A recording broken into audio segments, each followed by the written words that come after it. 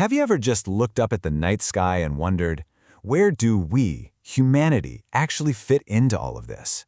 I mean, are we the pinnacle of creation, or are we just getting started? Well, today we're going to dive into this incredible framework that tries to answer that exact question. It's a way of charting a path for any civilization, ours included, from just mastering our own world to, well, to becoming something like gods. So where does a conversation like this even begin? Sometimes it starts with a mystery, a tiny whisper from the deep dark that makes us stop, look up, and ask some really, really big questions. So imagine you're a scientist, you're monitoring the cosmos, and suddenly you pick up these really strange, really powerful radio waves, and they're coming from a star system, HD 164595, that's about 90 light years from Earth. Now, sure, it could be some weird natural thing, or it could be a message. And that one possibility just changes everything, right? It makes you ask, what kind of civilization would have the power to send a signal like that across such an insane distance? To even try and answer a question that big, you need a way to measure it. You need a cosmic-sized ruler. And, luckily for us, science actually has one. And this is it, the Kardashev Scale. Now, what's so cool about this is that it doesn't care how many planets you visited or how fancy your spaceships are. It all boils down to one simple, brutal thing: energy. How much of it can you control? This is the tool scientists use to imagine what alien civilizations might be like, and more importantly, to take a hard look at ourselves. So with all our incredible technology, where do you think we are on this scale? 0. Yep, that's where we are. We don't even officially rank on the main scale yet. We are, as physicist Michio Kaku puts it, a Type 0 civilization. And why? Because we still get most of our energy from burning dead plants, oil and coal. And at the same time, we're completely at the mercy of our planet's moods. We can't stop earthquakes, we can't tame volcanoes, and we're struggling with climate change. We haven't even mastered our own backyard.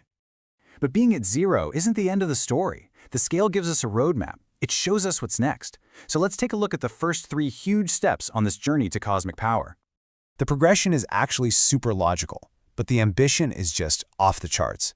It all starts with completely mastering your home planet. From there, you graduate to harnessing every last drop of energy from your home star.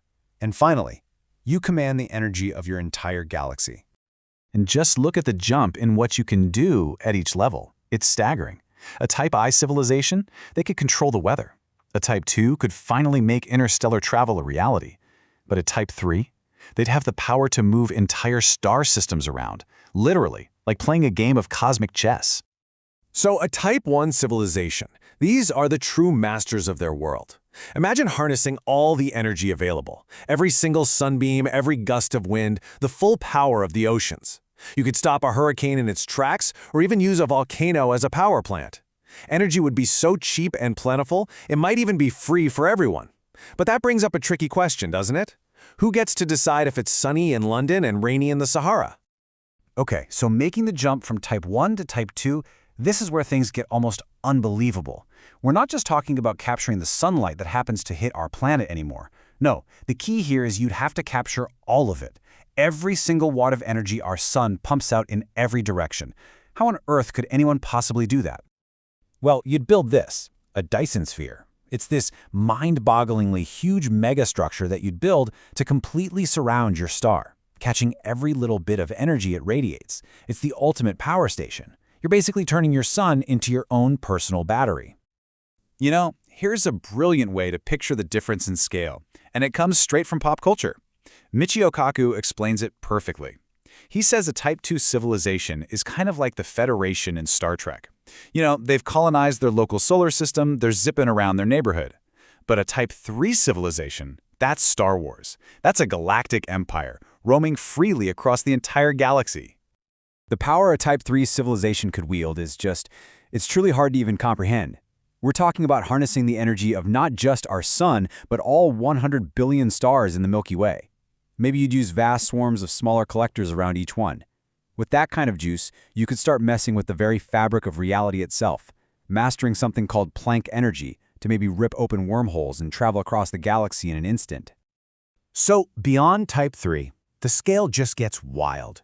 We're leaving the realm of physics as we know it and entering the territory of actual gods.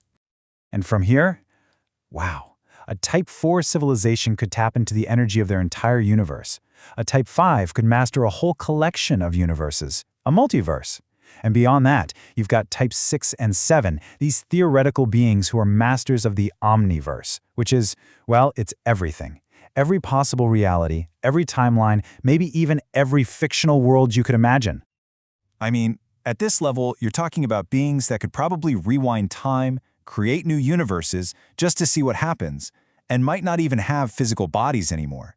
They might just exist as pure energy, living in multiple realities at once.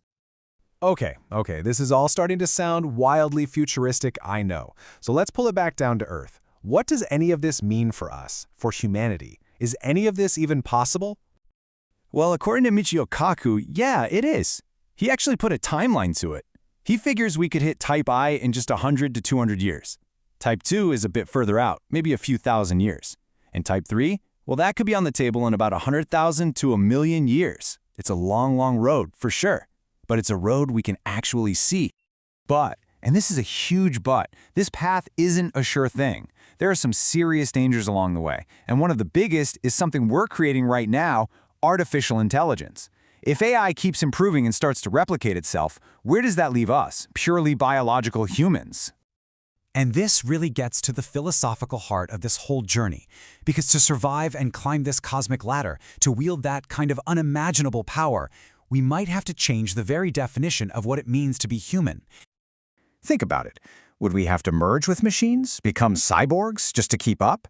Would we have to get rid of things like emotions or our moral code because they're seen as inefficient weaknesses in a civilization that spans the stars? And then there's maybe the most unsettling thought of all. What happens when we finally win? When we have infinite power, when we're immortal, when there are no more struggles to overcome? So much of what gives our lives meaning is the struggle, right? The challenges we face. Without them, what would we even do all day? So as we think about our future out there among the stars, the biggest question isn't really about the technology or the power we might gain. It's about who we become along the way. If we gain the power of gods, would there be anything left of our humanity at all?